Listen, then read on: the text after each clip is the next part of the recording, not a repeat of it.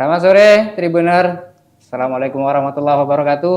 Shalom, Om Swastiastu, Namo Buddhaya, salam kebajikan. Jumpa lagi bersama saya, Jaryanto, Content Manager tribunsorong.com dalam program yang tayang setiap Kamis, yaitu Para Politik.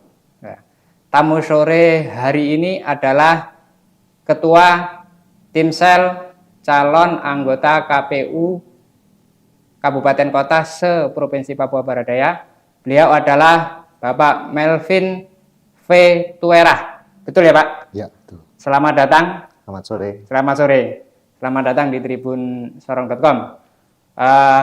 Sesuai dengan rubrikasinya Pak, kita akan mengobrol tentang masalah politik. Dalam hal ini bagaimana seleksi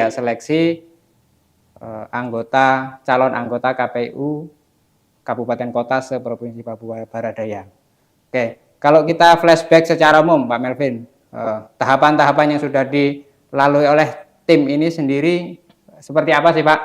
Kita flashback ke belakang sebelum nanti sampai pada tahapan yang hari ini, gitu, Pak. Ya. Silakan, Pak. Jadi kami sendiri tim seleksi calon anggota KPUD Kota Kabupaten se-Papua Barat Daya itu ada 5 orang. Sesuai dengan SK dari KPU RI, dan masa kerja kami itu hanya 2 bulan. Waduh. Sangat singkat karena memang regulasinya seperti itu. Sebelum masa berakhir komisioner paling tidak 2 bulan sebelumnya, itu anggota KPU yang terpilih dia sudah harus dipilih. Gitu ya. Sudah dilakukan penyeleksian seperti itu. Jadi untuk tahapan seleksi ini sendiri juga ada 3 tahapan, mulai dari pendaftaran, kemudian seleksi administrasi. Nah, setelah seleksi administrasi ada dilanjutkan dengan seleksi tertulis dengan sistem CAT dan psikotes. Ya. Dan sesudah itu ada tes wawancara dan kesehatan. Seperti itu, Pak Jar. Kalau di tahap awal, tahap pendaftaran, karena ini 2 bulan, itu sejak tanggal berapa berarti, Pak? Sejak tanggal 14 Maret. Maret? Iya. Oh, berarti baru kemarin ya, Pak? Baru kemarin. Hari ini baru 1 bulan. Baru 1 bulan ya, 14 Maret. Maraton ya, Pak? Iya. Dengan waktu yang mepet, dengan jadwal yang begitu panjang, dan langsung 6 kabupaten kota, ya 1 kota dan 5 kabupaten. Ini bagaimana membagi waktunya, Pak? Kalau kita bisa cerita ke Tribuners, bagaimana kita maraton bekerja dengan waktu yang singkat ini. Jadi seperti demikian Tribuners, kerja kami memang kalau mau dikatakan cukup padat. Dan untuk proses pendaftaran itu sendiri, para calon atau para calon seleksi mereka tidak secara manual, tetapi melalui akun atau sistem yang ada di KPRI atau yang namanya Siakba. Melalui akun Siakba itu mereka mendaftar secara online, upload setiap persyaratan administrasi mulai dari yang namanya KTP, pas foto, daftar riwayat hidup, sampai dengan surat-surat pernyataan. Itu dari tanggal 19 April sampai 19 Maret sampai dengan tanggal 30 Maret kemarin. Ya. Jadi selain itu, selain mendaftar di akun Siakba, sebelum tanggal 30 Maret itu juga, pukul 23.59 paling terlambat, setiap calon seleksi juga harus bisa membawa berkas secara fisik, hard copy dari pemberkasan itu sendiri. Nah, dari sekitar 330-an pendaftar, nah, yang akhirnya lolos dari tahapan seleksi administrasi ini ada 274 calon anggota KPUD Kota Kabupaten yang ada di Papua Barat Daya. Nah, pasti ada yang banyak nanya gitu ya. Kamu nanya gitu. Banyak pasti yang ditanya. Kenapa tidak lolos? Tidak lolos gitu. Dari 300 sekian cuma tinggal 274 gitu kan. Nah, jadi mereka mendaftar lewat akun, tetapi ada yang tidak datang sampai dengan batas waktu yang ditentukan, yaitu tanggal 30 Maret 2023 pukul 23.59.00. Tidak menyerahkan hard copy tidak ya? menyerahkan hard copy. Oke. Nah, secara otomatis kami menganggap bahwa Gugur. mereka gugur gitu. Oke. Satu. Kemudian yang menyebabkan gugur dalam seleksi administrasi juga karena yang bersangkutan sebagai anggota parpol. Ya. Nah, itu saat bagaimana mau menjadi seorang penyelenggara yang nantinya dia netral gitu ya. Kalau dia sendiri ada juga bagian dari parpol peserta pemilu itu sendiri. Nah, kemudian ada juga yang tidak melengkapi berkas-berkasnya. Contohnya gitu kan. Surat keterangan sehat yang kami minta itu ada 3 surat. Sehat jasmani, sehat rohani, dan bebas dari penyalahgunaan narkoba. Nah, ada yang hanya menyerahkan surat bebas sehat jasmani, tapi tidak ada surat bebas rohaninya. Otomatis ya? Otomatis. Nah, jadi ketiga surat-surat itu memang perlu ada untuk melengkapi. Selain itu surat izin dari penyelenggara pembina kepegawaian. Kalau dia ASN ya?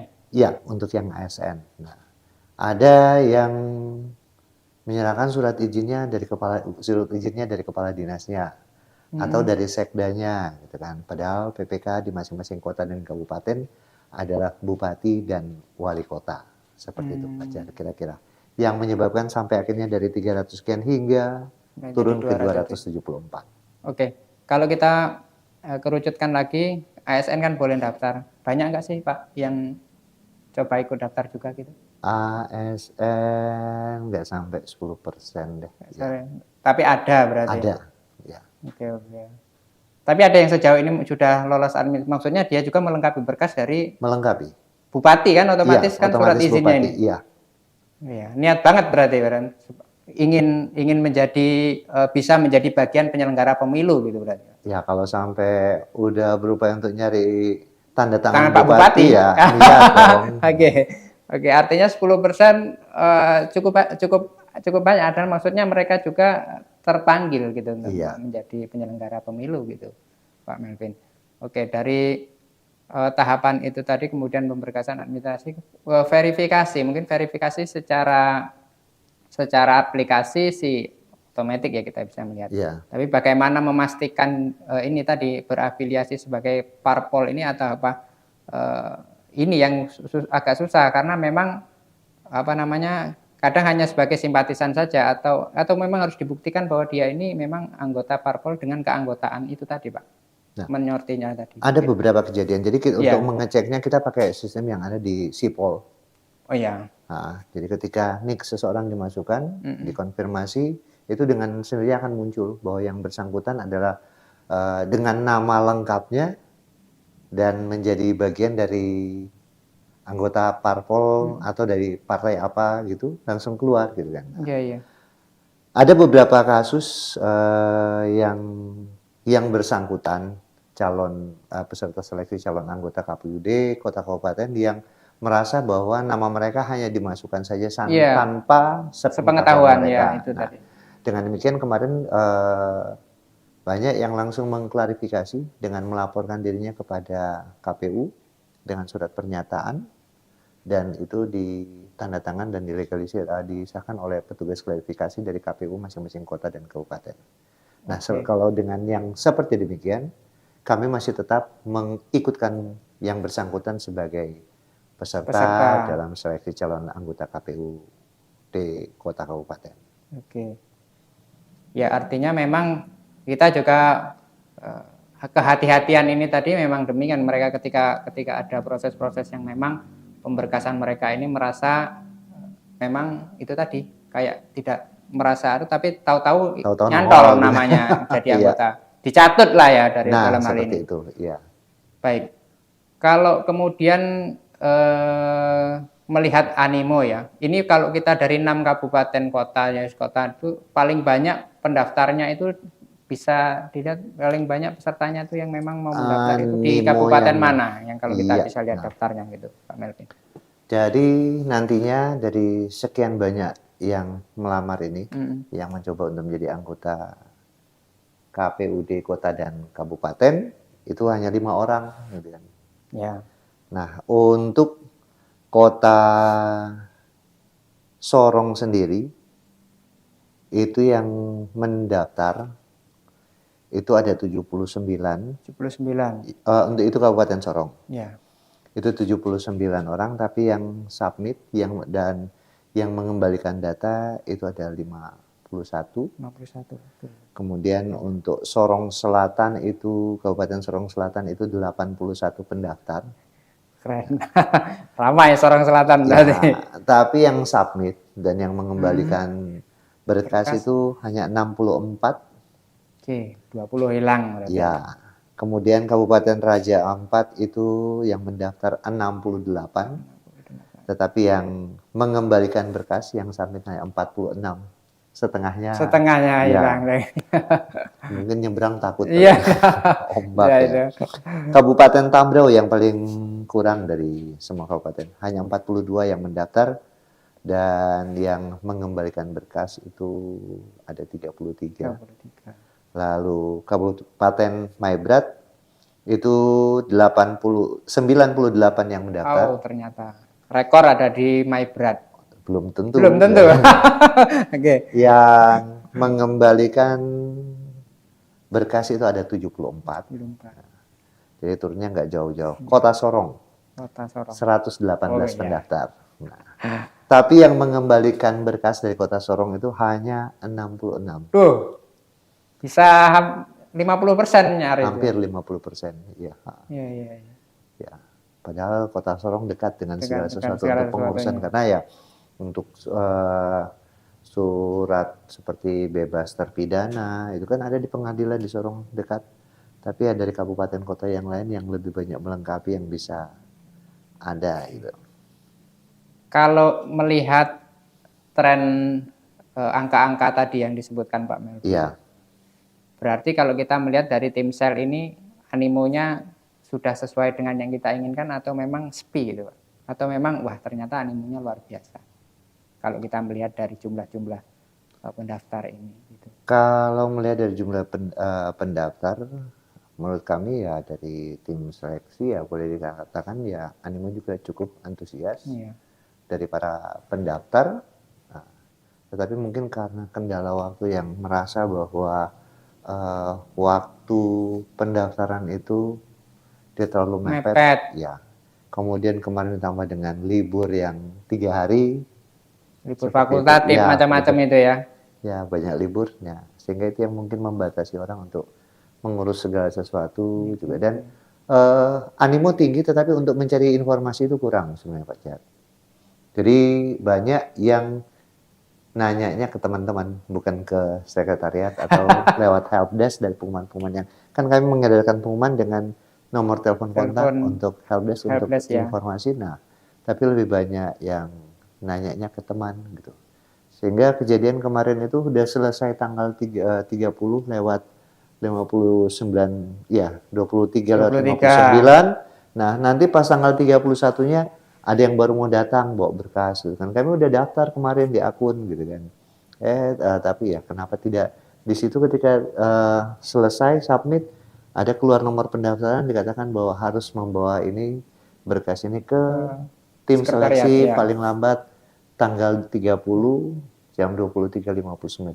Baru ngeh dia, wah iya ternyata ada tertulis gitu, tapi nggak diperhatiin gitu. Ya, artinya mereka informasi ini memang tidak dilihat secara detail. Ya. Kemudian nanyanya juga padahal sudah disediakan helpdesk dan lain sebagainya. Ya, informasi-informasi itu sebenarnya sudah masif kita sampaikan. Oke, kalau yang demikian ya selesai lah itu ya. Selesai. Karena memang ya, tidak ada toleransi ya. Ada pada betul. Oke. Jadi itu tadi Tribuners bagaimana langkah-langkah yang bisa dilakukan oleh tim sel ini menyeleksi para calon anggota KPU kabupaten kota ini sebegitu cepat dan sebegitu ketat karena memang dari pesertanya memang cukup banyak. Oke, berarti kalau kita kaitkan dengan tema hari ini ya cukup masuk lah ya Pak. Bagaimana kita mencari sosok-sosok penyelenggara pemilu yang berkompeten. Itu kan tujuan akhir dari tim sel ini sendiri dibentuk. Kemudian melangkah ke tahapan berikutnya nih Pak. Setelah mereka selesai hari ini kalau nggak salah ya hari ini adalah tes Selanjutnya adalah psikotes. Nah, bisa digambarkan Pak, bagaimana tes di hari ini? Dari 274 itu apakah semuanya hadir atau ada yang malah sudah mundur duluan atau tidak bisa atau berhalangan hadir gitu Pak? Iya. Dari 274 peserta yang lolos seleksi administrasi di tanggal 11 April kemarin ke 274 calon anggota KPUD ini juga telah melakukan seleksi tes tertulis. Itu juga kami membaginya dalam 3 sesi dalam satu hari itu. Berlokasi di SMK Negeri 1 Sorong. Para peserta menyelesaikan 100 soal pilihan ganda dan 5 soal esai. Soal-soal ini sendiri berkaitan dengan undang-undang kepemiluan. Kemudian ya berkaitan dengan tugas, tanggung jawab, fungsi dari seorang komisioner. Dan juga sebuah soal-soal yang berkaitan dengan tentang pemikiran dan tindak praktis ketika seseorang nantinya itu dia terpilih sebagai anggota komisioner dari KPUD kota kabupaten yang ada. Kemudian dari 100 soal pilihan ganda ditambah dengan 5 soal esai. Dan itu dikerjakan dalam waktu 2 jam setengah, 150 menit.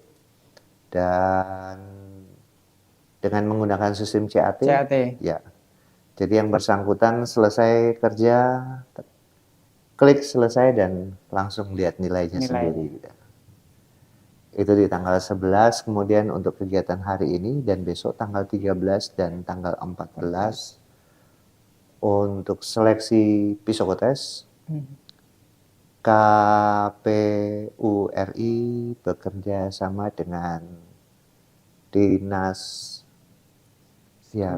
Psikologi, Dinas Psikologi Mabes TNI AD yang ada di Bandung. Dan mereka berjumlah 5 orang. Dan hari ini, jam ini, sementara berlangsung di SMK Negeri 1 Sorong juga. Untuk sesi kedua di hari ini. Ada 102 peserta. Jadi tadi jam 7 sampai dengan jam 12 itu 102. Kemudian, dibagi 2 sesi ya? 2 sesi. Kemudian yang siang ini dari jam 1 sampai jam 6 nanti itu 102 orang dan besok hanya sisa meninggalkan 70 orang. 70 orang. Jadi semuanya ikut ya Pak? 200 semuanya ikut. Nah, dari tahapan ini kami Timsel tidak ada istilahnya campur tangan dalam hal penilaian. Karena sistem memang yang langsung untuk CAT langsung keluar sendiri untuk pilihan gandanya. Kami hanya mengoreksi dan memberi nilai untuk 5 jawaban esai. Sementara untuk psikotes sendiri itu langsung hasilnya ketika selesai tes besok siang, hari Sabtu pagi timnya udah balik lagi ke Jakarta dan melaporkannya kepada KPU RI. Artinya kalau yang psikotes tidak bisa langsung hasilnya bisa dilihat sama para peserta? Tidak. Berbeda sama CAT tadi? Iya. Karena ya CAT kan langsung masuk di sistem.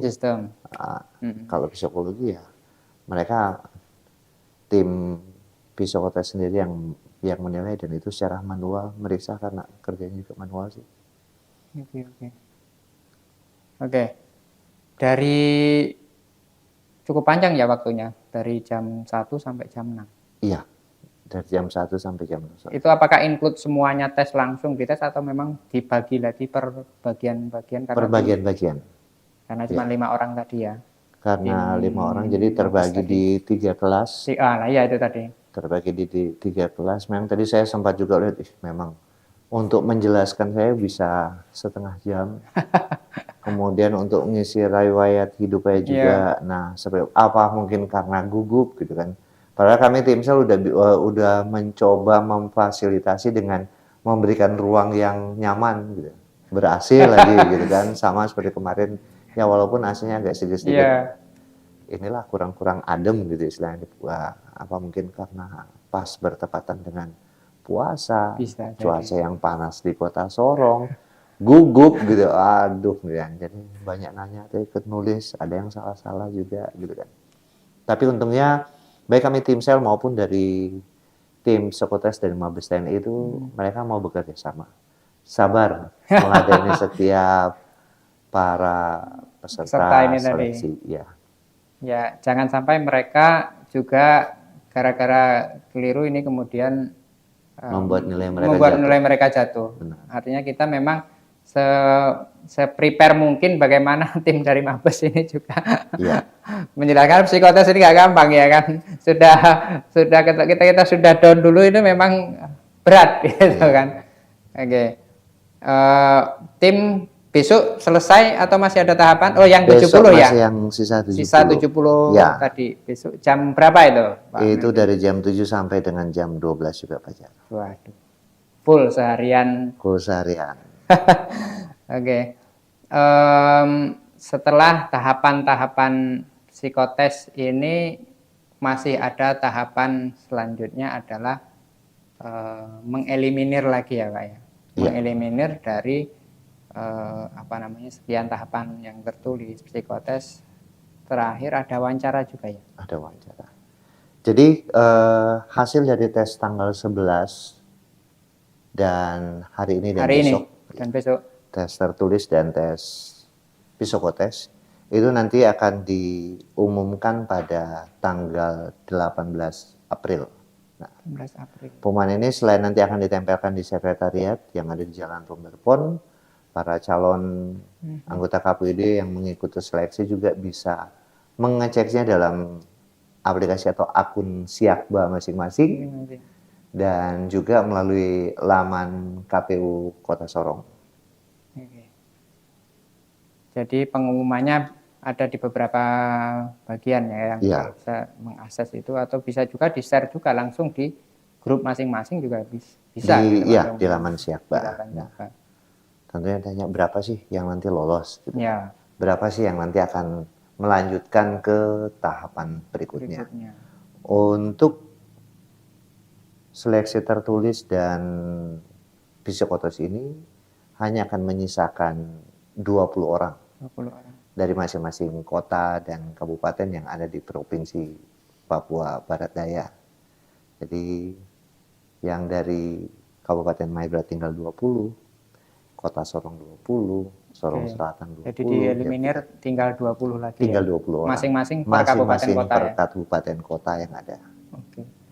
Kalau kita melihat Pak, dari segi tahapan dan seleksi tadi yang mau dieliminir ini, bobot penilaian ya. Kalau kita mau melihat bobot penilaian itu paling tinggi di mana sih Pak, dari tes tertulis, kemudian psikotes, lanjut kemudian diwawancara. Itu kalau kita mau melihat bobot apakah semuanya sama atau memang ada di part tertentu yang bobotnya memang harus lebih besar. Ya. Jadi seperti tema hari ini, ya, mencari sosok penyelenggara yang berkompeten. Kan? Nah, kemarin ada yang nanya juga, kok harus dengan psikotes? Ya. Terus yang bawanya yang penyelenggara juga yang dari Mabes. Ini sebenarnya kita mau jadi anggota KPU atau mau jadi tentara nih, kan ceritanya. Betul, itu Pak. Seperti itu. Nah, masing-masing bagian, masing-masing tahapan itu memiliki bobot tersendiri, gitu kan. Ya, semua, kalau mau dikatakan semua punya bobot. Dalam artian gini, dalam seleksi atau dalam tes tertulis, itu masing-masing peserta, calon anggota KPUD masing-masing kota dan kabupaten, itu dites pengetahuannya. Gitu. Bukan hanya sekedar pengetahuan umum, tetapi juga pengetahuan dalam penguasaan dalam materi perundang-undangan, khususnya tentang kepemiluan. Tentang tugas, fungsi, tanggung jawab, dan juga kebijakan praktis yang nanti ketika diambil ketika dia menjadi seorang anggota KPU dengan tidak melenceng jauh dari yang namanya undang-undang dan peraturan. Bagaimana seorang penyelenggara dia bisa berkompeten menjalankan tugas, fungsi dan wewenangnya sementara dia tidak menguasai itu. Nah, kedua, kenapa harus ada psikotes? Nah, dari psikotes juga itu dia diharapkan bahwa namanya penyelenggara ini kan pasti nanti akan banyak tekanan kan. Ya. Tekanan Betul. dari parpol, tekanan dari ini. Apalagi serentak ya ini nanti. Nah, apalagi serentak gitu kan. Nah, Ya. tentunya ya dia harus untuk sehat ya bukan cuma sehat jasmani aja. Sehat jasmani pun, rohani pun iya, sehat mental iya, dia. Sehat dalam nalar berpikir, bertindak ya itu juga harus diuji gitu. Kenapa harus dilakukan tes psikotes ya supaya itu memang betul-betul penyelenggara yang nantinya ada untuk menjalankan pemilu di tahun 2024 adalah penyelenggara yang tidak ini dicomot ya. Karena saya suka gitu kan, karena saudara saya gitu kan, paman saya atau om saya pun bapak adik kan, mama adik. Nah, gitu. Tidak seperti demikian. Nah, dari 20 orang yang nanti melewati proses psikotes dan tes tertulis ini, mereka akan diuji secara wawancara dan juga kesehatan. Sehingga dari 20 orang ini nanti hanya tersisa 10 orang dari masing-masing kota dan kabupaten. Gitu. Kenapa harus ada wawancara? Kenapa harus ada tes kesehatan? Gitu. Bagaimana seorang penyelenggara yang berkompeten, tapi kalau dia sakit-sakitan gitu. Ya. Dan untuk tes kesehatan juga ya bukan kami tim sel yang melakukan tes kesehatan gitu kan, karena kami tim sel ya dari kami berlima dari kaum awam yang ada sebagai akademisi, tokoh masyarakat gitu kan, kami sebagai tokoh dan pemuka agama gitu. Nah, seperti itu, dan kami tidak punya latar belakang medis gitu kan. Nah, otomatis untuk tes kesehatan ini sendiri juga kembali KPU RI bekerja sama dengan Dinas Kesehatan Mabes TNI yang nantinya bersama-sama dengan Korem di Sorong yang akan melakukan tes kesehatan.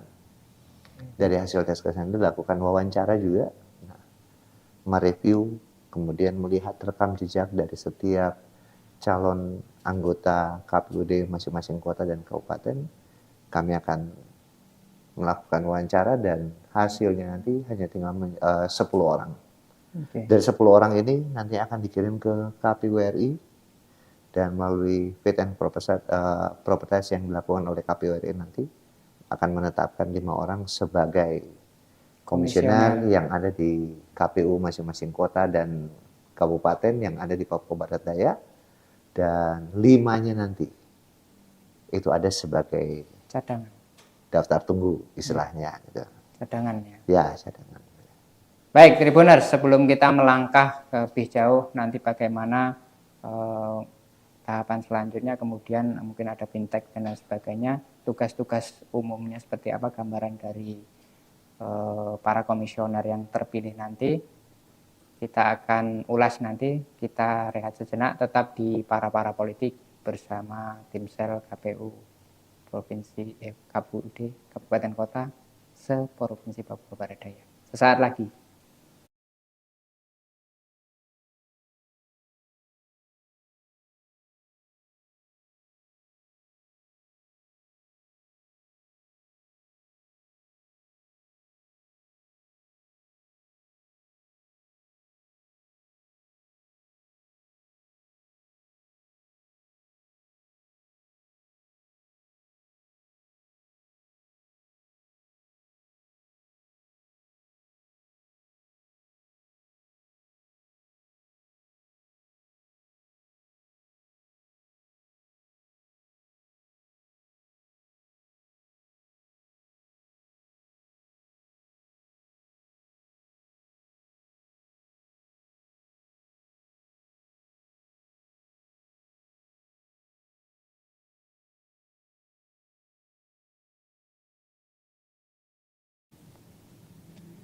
Baik Tribuners, masih bersama kami di para politik tribunsorong.com.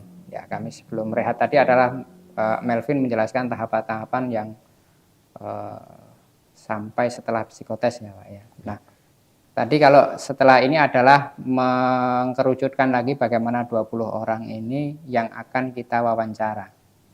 Nah, ini bagaimana sistematikanya membagi para personil di tim sel mewawancarai mereka ini, tentu mungkin apakah ada subjektivitas dari kita timsel atau memang kita kisi-kisinya memang dari wawancara itu memang menggali pengetahuan mereka secara umum atau seperti apa Pak?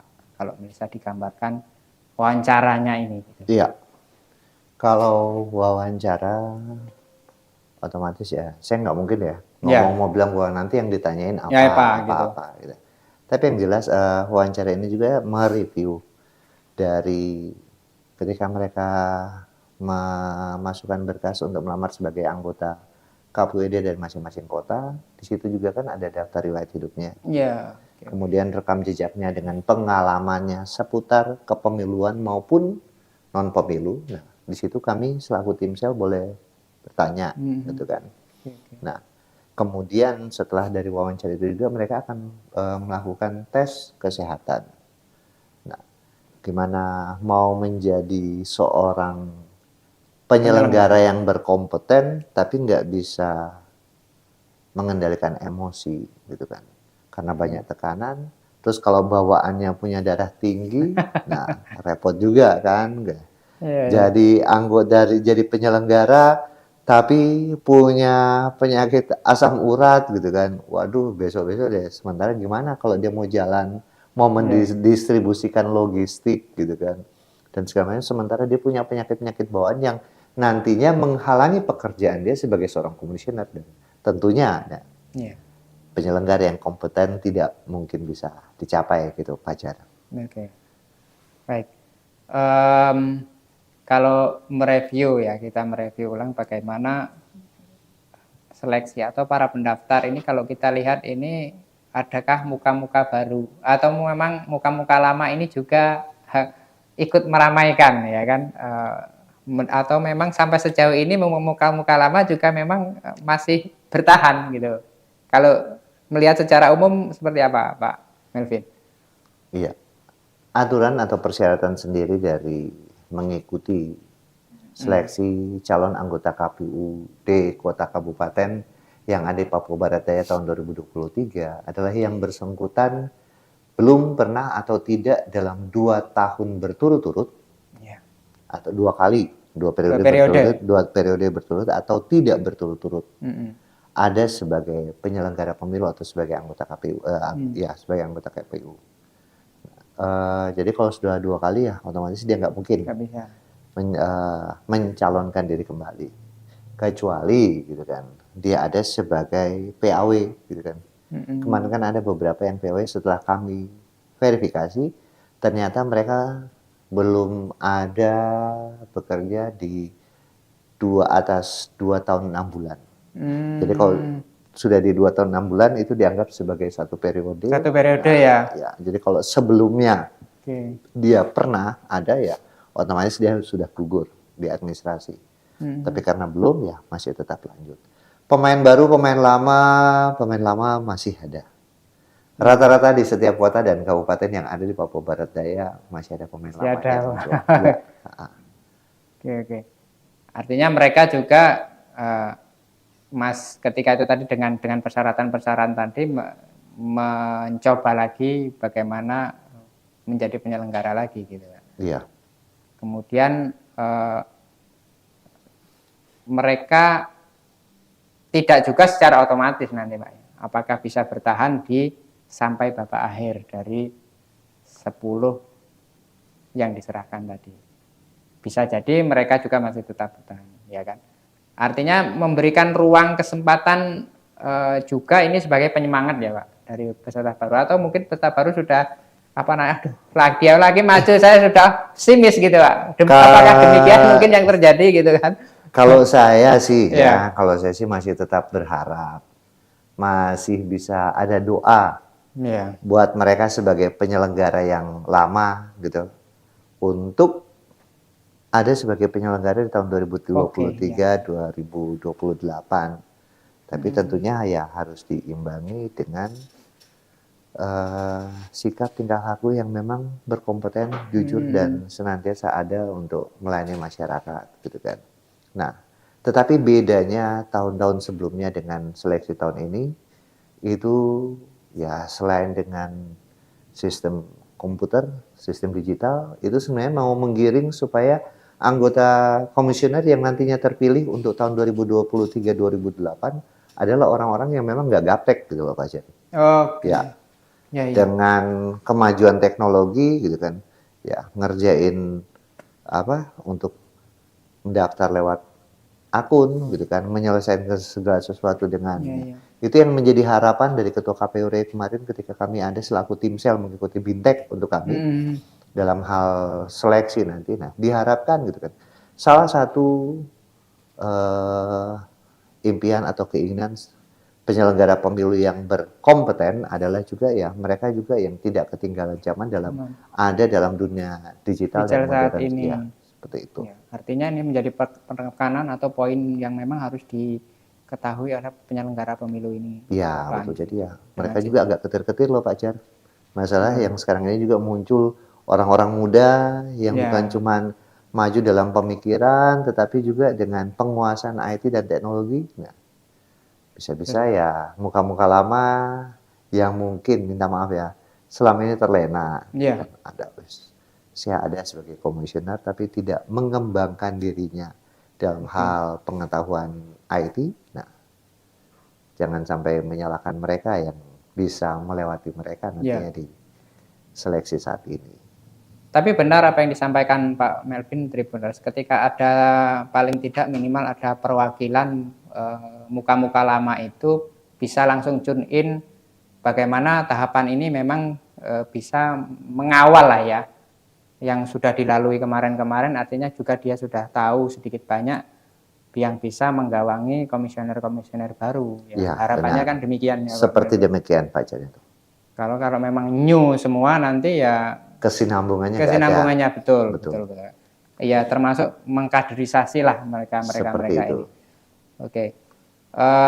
Kalau kita tadi bagaimana melihat para calon. Nah, sekarang ini bagaimana dari tim selnya sendiri, Pak? Hambatan, tantangan, kendala dengan jadwal yang sedemikian singkat. Ini apa yang dialami, Pak?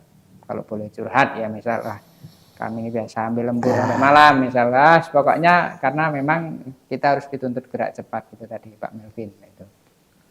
Untuk kami tim sel sendiri menjadi suatu kehormatan buat saya pribadi dan teman-teman lain untuk ada sebagai dilibatkan dan dipilih sebagai anggota tim sel, anggota KPUD Kota dan Kabupaten yang ada di Papua Barat Daya. Sehingga dalam menjalankan tugas ini ya kami mengalir. Kami banyak membantu adik-adik dari sekretariat, dari staf KPUD Kota yang ada di bersama-sama dengan kami. Memang kekurangan-kekurangan itu ada. Hambatan itu ada. Tetapi jangan sampai hambatan itu sendiri menjadi kendala dalam tahapan proses seleksi calon anggota KPUD Kota Kabupaten. Kan? Ya, kami menganggap ini suatu pelayanan kami, suatu persembahan kami buat bangsa ini, buat negara ini, buat tanah Papua Barat Daya, untuk mempersiapkan orang-orang yang nantinya punya nilai kompeten tersendiri sebagai penyelenggara pemilu di tahun 2023-2028. Seperti ya, harapan kami semoga dari awal sekarang ada dalam pertengahan tahap seleksi sampai dengan akhir dari tahapan seleksi ini tidak ada hal-hal yang membuat kami harus ada sebagai orang-orang yang tergugat karena ketidakpuasan gitu kan. Ada peserta yang harus sakit dan kasihan loh Pak Jar, udah kuras tenaga, kuras kantong, mempersiapkan segala sesuatu terus karena ya umpamanya datang terlambat buat tes atau karena sakit dia harus menghentikan proses ini kan ya kasihan juga. Jadi ya tetap ada dalam doa kami selaku tim sel untuk semoga baik-baik saja dan lancar-lancar saja seperti itu. Oke. Tribuners, bagaimana tim sel yang mengalir saja ya tanpa beban karena ini memang menjadi tugas dan tanggung jawab yang besar bagaimana melahirkan para penyelenggara pemilu di setiap kabupaten kota yang memang punya kompetensi luar biasa ya Pak ya, dengan 5 orang dengan tugas yang tidak ringan. Ya. Malah kemarin ada yang ngomong lagi, nah, wah iya gitu, pasti operasionalnya gede gitu, pasti orang kali pahami dan ya saya cuma senyum-senyum aja gitu Pak Jet. Iya, iya gitu kan.